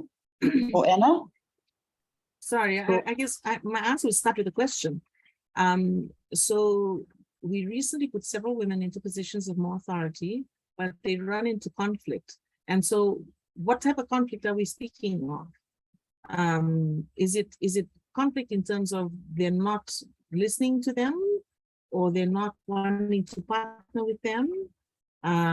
Or is it that the women don't feel like they're being partnered? What exactly is the conflict? Martin, would you like to just? Yes, I can respond and clarify. We're very outer island, so a lot of our interaction is direct with villages, and so the local village politics between us and the villages and the resort are very important. So the women that we promoted are in upper management and often have men underneath them who need to listen to what they have to say and their directions. And we're finding that the men will often go around the women, not want to take that hierarchy, because that hierarchy is not how it is in the villages, where the women are often not in those positions to tell men what to do. So it's in the conflict that I feel for these women is a very difficult one for them, because when they're in the village, they obviously cannot assume the same responsibility or respect from the men around them, but when they are at the resort, they need to be. And those, I think, for the women themselves, is a very difficult one to navigate. Thank you. So I'm hearing you. That's why I asked the question. Is it the men who's having the problem with it's the women who's having the problem with the men who are circumnavigating them? It's certainly both. I mean, the men have the problem, but ultimately it's the women that are in a very difficult and awkward situation that they often don't know how to resolve. And so what you're speaking to is the difference between village culture and the culture within your resort. And so there's no silver bullet for this one. Personally, I think you need to really define the strong culture and your way of being at your resort and start that education process so that everybody understands what is accepted and what's not accepted in our resort. And so that means that when you walk through the door, you're in a new place, and this is how we are. And it means it really requires a level of ego strength from your women to not accept, but to not accept from a place of care, because we understand it's such a conflict from their natural way of being, but it's a different environment. Mm-hmm. And also for the rest of your team to come together and support your framework of how you're going to be in your resort. Mm-hmm. And so that is a challenge you're going to have all the time, but it's you as the leadership team to define how you will be and to not accept not being that way. Mm-hmm. Yes, I hear that. And certainly that's one of the things we try to do. It does, even with our insistence of saying, here's the rules, here's what we like, here's what we respect at our resort, it actually passes the burden more onto these women, because they have to go back to the village. And that's where they would suffer the consequences of, insisting on their leadership roles at the resort, because the local villages and our resort are very much entwined, and we cannot separate them really. If I can add what I've seen, many of the operators who've been around for many, many years, is they have very regular consultations within the communities that they exist with, because they lease the land of them, their staff come from them, and they take a lot of fresh produce and supplies from them every now and then. So they create these groups or committees, if you will, that regularly sit and consult with the village elders as well as village groups or communities, as it were. And part of those discussions are talking about the expectation of the resort and the expectation of the community and the separation lines that exist once you put on a very physical uniform. And it's a conversation that is not simple, and it needs to be couched in the E2K terms, which provide a lot more relevance in terms of getting the message across that it's not undermining anyone's authority or any sort of community norms or cultural expectations, but that there is a demarcation point, and these are the different rules, as it were. You respect theirs, and at the same time, they respect yours. And it is a consultation and communication that does get built up over the years, and it takes a lot of work. It is not a simple workaround. I'd just say for you to continue doing that, and try and locate within that community who is also part of your resort that is not a female, because that's not how it can start, that is a male that can understand it from both viewpoints and can better articulate it at the community level. If I can just add to what Natasha is saying, which is true, and I think what people sometimes don't realize is we all play different roles in different parts of our lives, in the community, in church, in the village, and also at work, and getting people to understand the different roles they play and the different behaviors that is acceptable in those different roles. And speaking again to the Fijian men, at work, they know that they report to a manager, whereas at home, they're the CEO, and getting them to understand that and how they deal with that. And once they make that mindset shift, then they accept their roles when they come to work. And it comes about just making them have that mindset shift of different roles you play in different situations and how you behave in those roles and how to behave your best in all those roles. So this is, I mean, we've seen the change, and that's why I'm talking to it, and particularly with Fijian men. And that's so powerful. Thank you, Martin. Great, thank you so much. And I Not just have everyone. one small thing on top of that is ask for Go help. ahead, Anna. Ask. So what Fantasia is speaking to and someone speaking to is building a great partnership and ask them for help. How can we help you to help us so that we can deliver what we need to deliver, and you can still retain your balance and in the roles that you have within your team that are part of us. Yeah, we'd be happy to help out there. Same, Martin. Great, thank you so much.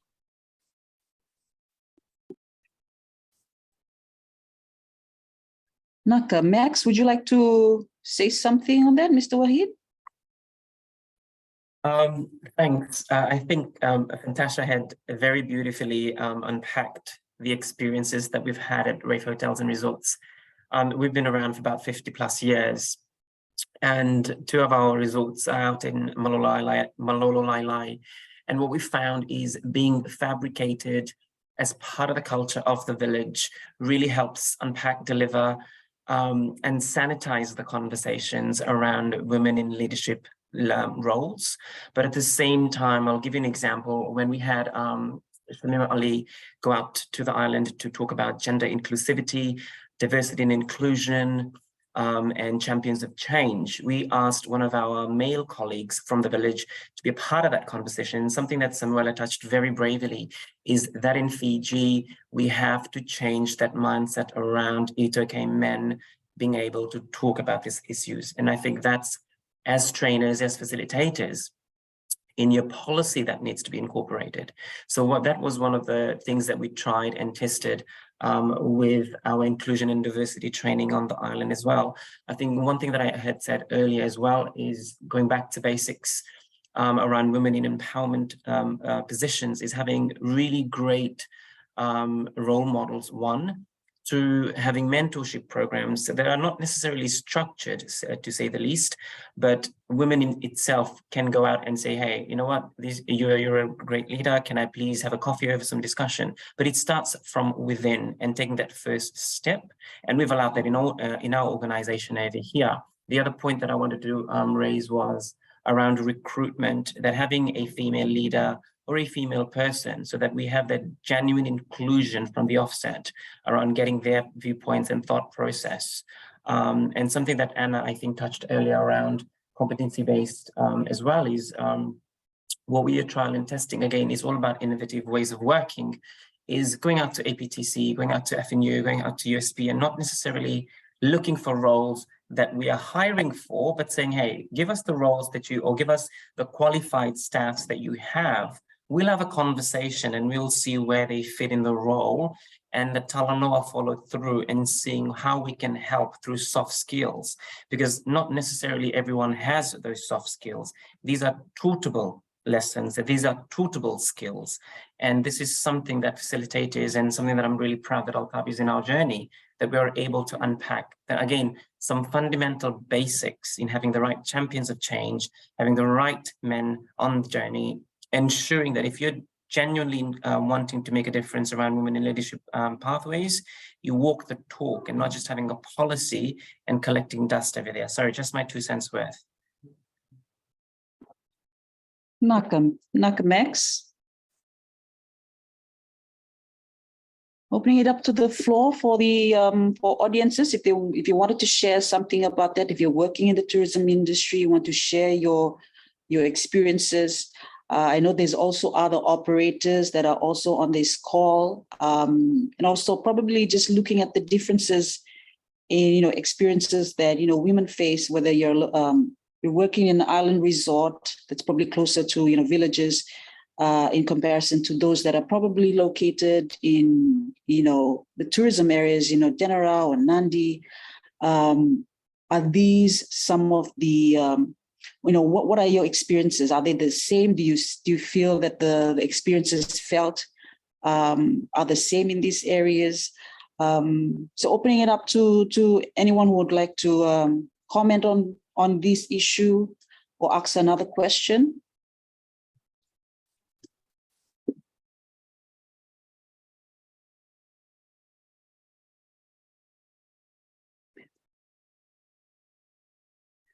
Probably no one wants to say anything yet. Is anything else that maybe probably our development partners from PSDI and IFC would like to comment regarding this topic? Something that probably is on your mind in terms of some of the research, or probably something that's the gaps that are probably that need to be discussed in more deep detail, and something that we could look at in terms of future webinars for this. Hi, Alicia, it's Ellen here from IFC Gender and Economic Inclusion team. Look, one of the things I just wanted to highlight was back to something I mentioned in the first presentation around childcare.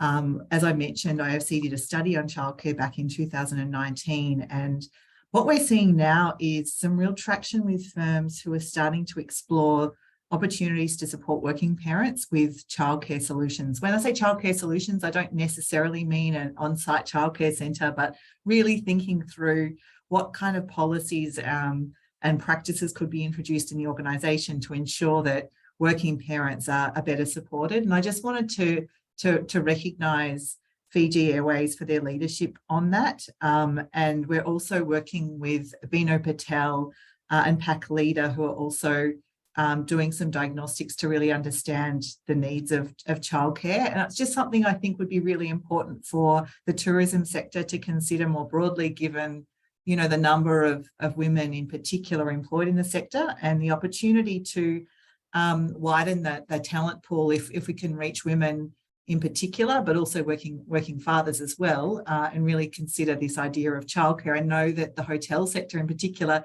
are great at having kids clubs and support for their guests, but maybe we can broaden that idea and think about employees as well. Thanks. Naka Ellen, sorry, I didn't see your question pop up, but thanks for that. Does anyone have any question or want to say something to the audience, to the panelists? We have only a few more minutes till 12 p.m. I know there's a lot of areas within this space that we can talk on. We'd be interested as well just to identify gaps or probably possible subtopics that we can talk more about and have more discussions, whether that be in another webinar under this program. But please do do give your comments or questions. The panelists are here, all very well versed in this space. And obviously this is such an important topic for us, especially when we're talking about informing, a national sustainable tourism framework for the Fiji tourism industry.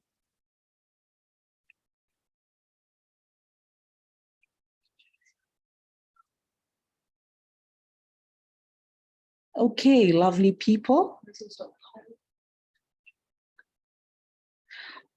Yes, we would like to, I think there's, we've put up a link on the poll. There's a pop-up, there's a poll. So we welcome your feedback. And I think there's nothing else from the audience or from the panelists. If you would like to add any last comments before we give the floor back to Director Jacinta. Any last comments from the panelists?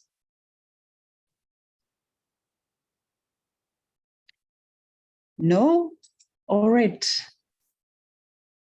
Oh, Altab? Just one for Lily. Maybe as part of the respectful workplace training programs, if it could be extended a lot more into creating awareness about things like visible and invisible disabilities. I think that is a very important aspect as well, especially in the tourism industry, for awareness to be created and how organizations can cope with this kind of situations to create like a psychological safe space for everyone in the industry or around any organizations anywhere. Thanks, Altab. I'm answering on behalf of Lily because she had to go to another appointment, but I agree with you, and I think this topic of disability is something we want to explore more.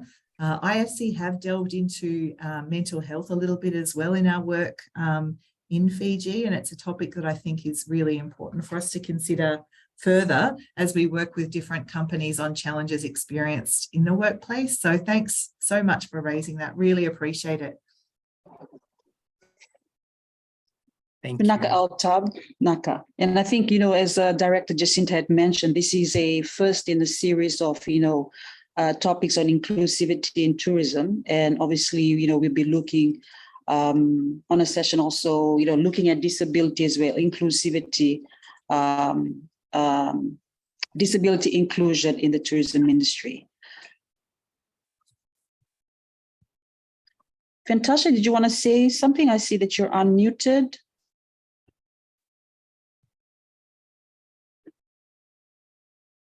No, I didn't mean to unmute myself. I'm fiddling around here, so getting ready for my next meeting. But in terms of the disability awareness training, if we're looking into it, it's not so much creating the pathways or the understanding of what you need to do. People are already doing it and have some policies. What I'd like to see a little bit more information on and fleshed out a little bit, which I believe our members would appreciate, is understanding a little bit more around do's and don'ts in the disability area. The way you address people, the way you organize your signage, your messaging to them, what's politically correct and what's not, because many things have changed in this space. I'd like to see some training and awareness around that we could share. I think just to add to Natasha, and I think going back to Fiji Airways, I think which they're a leader in, is training, looking at everything, and you address people as individuals, and everybody is unique. And the training should include that the training or the coaching should be such that everybody values differences. And when you come from that perspective, then you see everything in a totally different perspective. Then you see the differences in everyone. And then how do you talk to people? How do you see them? And then the communication follows all that. And it's the mindset shift that needs to happen. and from the top of the organization down to the bottom. And that's where the challenges is. And once you can get that and you see everybody as uniquely individual and you value everybody's differences, then you can start those conversations. And that's the starting point. And that's what we've seen. Runaka Sam, I think that's some really good insights, and thanks for that comment. Anna from Fiji Airways, did you want to say any lasting comments? Sunishma? Yeah. I just Go say ahead, that Anna. what a fantastic initiative. And keep these things going. I think it's wonderful to have the feedback from individuals on what are the current issues in their space. Everybody's journey is a little bit different, but they all kind of point to the same thing, and this allows us to take a strategic look from a national perspective, what needs to be addressed and what we can make available, because we don't know what we don't know. And I think it's a great place. Thank you. Great forum. Naka Anna. Thank you for your very candid story and experiences. Thank you very much. Sunishma, if there's nothing else, did you want to just say something, lasting comments? Thank you, Alicia. Not really. I found this session very useful, and I think I also look forward to the other sessions to discuss more about the inclusivity of people with disabilities and women, of course. Thank you. Naka Sunishma. Okay, I think Madeline and Eltab, if there's any other, do you have any lasting comments before I give the floor back to Director Jacinta? Thanks, Madeline. For me, I just say thank you to everybody for the opportunity to listen and share some of our PSDI work today, and we're looking forward to continuing to contribute to the evidence base in tourism, Fiji, and the role that women can play. So thank you all. Like Madeline, thank you for all that research. Keep it coming. We're loving all those stats. I think that's what's really needed to help to give informed decisions for Fiji and also for the Pacific Islands. Eltab? Yeah, a heartfelt thanks to organizing such a forum. And I think I personally have also learned and refreshed with a lot of things, and it gives you that reminders, okay, we need to do this, we need to work on this, and there's so much that yet needs to happen. Thank you so much, everybody, and yeah. Thank you, Eltab, Naka, and thank you for the work that you're doing. Thank you. Naka. I think that's the end of our Q&A. I'll give the floor back to Director Jacinta. Thank you very much, Alicia, and everyone. Again, just to very quickly conclude and close today's session, once again, minakabakalewu to our esteemed panelists, to Ms. Ellen Mains and Ms. Lily Waimanu of the International Finance Corporation, Ms. Madeline Darcy of the Private Sector Development Initiative, Ms. Anna Morris of Fiji Airways, and Ms. Boss as well, who joined us, Mr. Altab Khan, Mr. Max Wahid as well from Refa Hotels and Resorts. We also had Fantasha, thank you very much for joining, Ms. Luddington and Ms. Mario and Ms. Sunishma Singh of Tourism Fiji. Thank you very, very much again for your time. It was very good to have you on board. So today was a very quick takeaways we do from a conclusive point of view from today's sessions. We can do a lot more. There's a lot to do to change the narrative. And we can do this more with partners such as the IFC, PSDI, and of course our bilateral partners, Australia and New Zealand governments. I must acknowledge them as well. I saw Charity online as well. We also take from this session that women's participation in tourism isn't enough on its own. We need the right environment as well.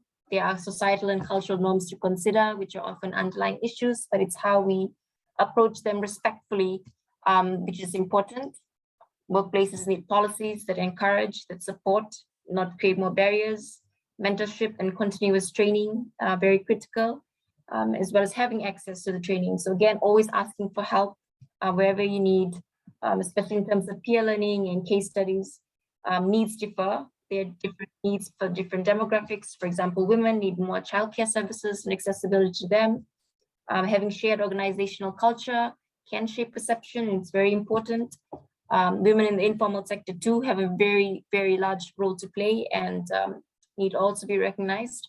We also spoke a little more on further sessions we would like to have on inclusivity in terms of women in decision-making role, bringing them to the table, so to speak, as well as looking at other aspects of accessibility in the workplace. So colleagues, that brings us to the close of today's session. So thank you very much. We have put in the chat box our next session, which is on resilience in future planning. So this is a mixed breed, which will be in 2 parts. We'll begin with Fiji Tourism Stakeholders Resilience Style North. This is a partnership with Massey University and the University of South Pacific. Then in the afternoon, we have Weathering the Storms, Embedding Resilience in Tourism Planning, which is from 2 to 3:30. Information is in the chat box. Again, colleagues, we will continue the sessions next year after the one we have tomorrow. In 2023, we'll look at different sessions again. We'll look at infrastructure, regulatory compliance, employment, greening the sector, amongst other things. And of course, we will share with you the details. So again, colleagues, ladies and gentlemen, on behalf of the Ministry of Commerce, Trade, Tourism and Transport and the Fijian government, thank you very much for joining us, and we look forward to your support in the days to come. Pinaka.